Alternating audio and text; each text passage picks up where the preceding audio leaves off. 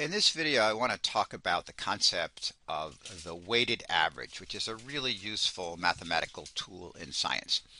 So you all are used to regular averages. Let's say I take three numbers, and let's say I take 10 and 5 and 6. And I say, okay, what's the average of those numbers? Well, you know how to compute that, right? I just add them up, and then I divide by, there are three numbers, so I divide by 3. So the average, let's just call that X bar. The average, actually, let's just call it, 3. Let's just call it average, so we know what we're talking about. The average equals 10 plus 5 plus 6 over 3, and that's equal to 21 over 3, or 7. So the average of those three numbers is 7.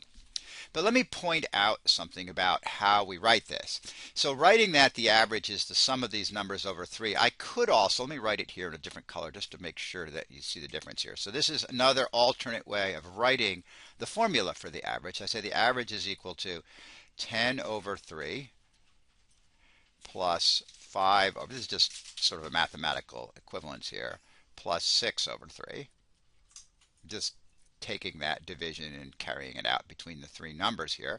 And that's the same thing as saying 1/3 times 10 plus 1/3 times 5 plus 1/3 times 6.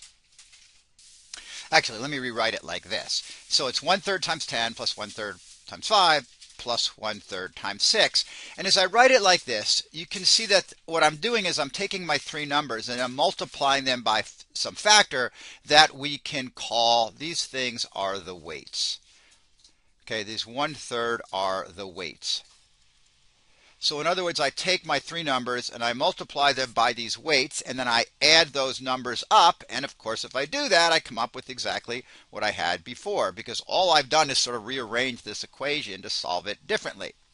So notice something about the weights. This is just an alternate way of describing what we mean by a regular average. Instead of just taking the numbers, adding them up, and dividing them by the number of numbers, we multiply each number by a weight, which is equal to 1 divided by the total numbers. And notice really importantly here that the sum of the weights, and this I have three of them, right? 1/3 plus 1/3 plus 1/3, well, that's equal to 1, and that must always be true of these weights. So I'm multiplying these numbers by weights, which must add up to 1. So that's just another way of looking at a regular average. However, the value of this approach is then to say, well, how could we now take a look? What if these three numbers, for example, corresponded to precipitation, and each one applied to a different area? So what we wanted to do was weight one area more than another. We wanted to weight one of these precipitation values more than another. So like, let's say, what if we said, well, what if we have more confidence, or what if this, not confidence, what if this 10 was more important somehow? We wanted to overweight this. So what if we want to weight the 10 here, why don't we give that a 0.5 weight? And I'm going to give the 5 a 0.2 weight and the 6 a 0.3 weight. We can do that, right? Because notice, once again, these weights are going to sum to 1. So as long as the weights sum to 1, we can do that. And I could write this new weighted average as this, I'll just call the average weighted average, equal to, I could say 0.5, that's the first weight, times 10 plus 0.2 times 5, kind of running out of space here, plus 0.3 times 6. And I would calculate that. If I go through the math, it comes out to 9.3. And it's a very different answer, right, than the 7 I got from the straight simple average. And there's nothing special about this except that I'm not using identical weights for each of the three values. I'm using different weights, which I might have reason to do. So let's talk about why you might actually have reason to use different weights. Okay, now I'm looking at a watershed, and I've got three precipitation measurements at the 3 orange dots, one at 10, one at 6, and one at 5. Those are my 3 numbers again. But now, through some process, I have decided that this measurement at 10 should apply over this area that I'll color here in red. And the precipitation value of 5 should be applied to the area I'm going to cover in blue. And the precipitation value of 6 should apply to the area shown in green. Okay, and let's say I measure those areas and they turn out to be, let's say the area here, the area is equal to 10 square kilometers, and the area over here is, the area is equal to 15 square kilometers, and the area in green is equal to 50 square kilometers. Or so let's say 25. Let's say 25 square kilometers. So the idea is that this measurement of 6, let's call it inches per year or inches per time period, right, should be weighted more because it applies over a greater area.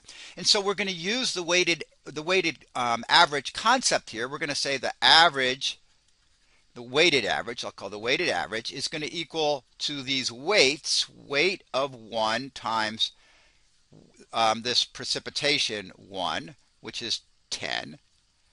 That's the area in red, plus the weight for the area in blue, which will be, I'll call that weight 2, times the precipitation value 2, which is the one that's in blue, so that's 5, plus the weight for the one in green, I'll call that weight 3, times the precipitation at 3, which is, of course, 6, right? And so I have to determine what those weights are. And remember, the idea is that they're proportional to their area. So the formula we're going to use here is that the weights are going to equal to the area of whatever, 1, 2, or 3, divided by the total area. So the weight over here will equal to 10, that's the area, divided by the total area. What's the total area? So the area total is going to equal to 10 plus 15 plus 25, and that's equal to 50 square kilometers, right?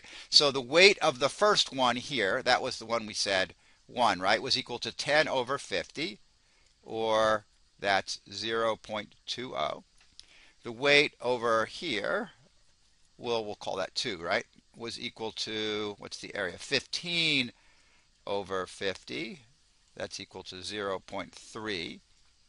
And the weight over here, this one over here, the weight of this, we'll call this area 3, was equal to 25 divided by 50, or 0.50.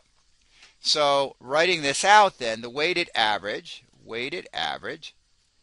will equal to, let's see, the weight 1 is going to be 0.2 times 10.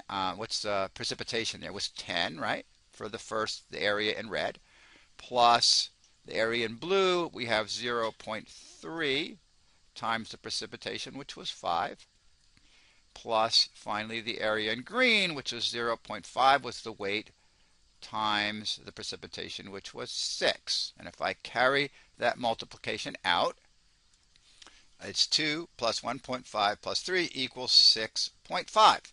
So my weighted average, where the weights correspond to the proportion of the total area that is influenced, that is assigned, let's say, to each of those precipitation measurements, right, where the green, the large area, is assigned to the precipitation of 6, etc., the weighted average is 6.5, and that's quite a bit different, again, from the straight average, which was just 7. So there are reasons when we want to use this weighted average, when we have good reason to believe that one of these numbers should be weighted more than the other numbers, or the numbers should be weighted differently, and applying them to calculating the precipitation average over an area is a classic example of how to use the weighted average.